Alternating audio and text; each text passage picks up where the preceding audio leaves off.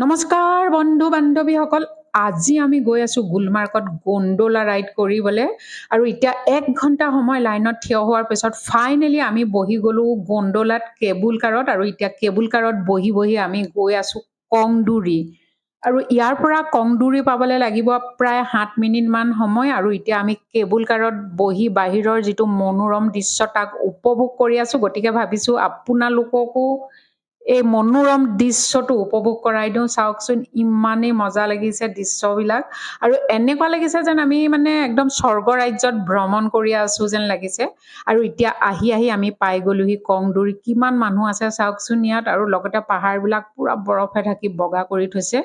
ইয়াত আহি মই কৰিলোহি স্কিং বৌৱেও কৰিলে স্কিং আইজনীহঁতে কৰিলে মটৰ বাইকিং তাৰ উপৰিও আৰু সিহঁতে বহুত ফূৰ্তি কৰিলে ইয়াত আৰু আটাইতকৈ লাষ্টত আমাক মজা লাগিলে ইয়াত হ'ল স্ন'ফল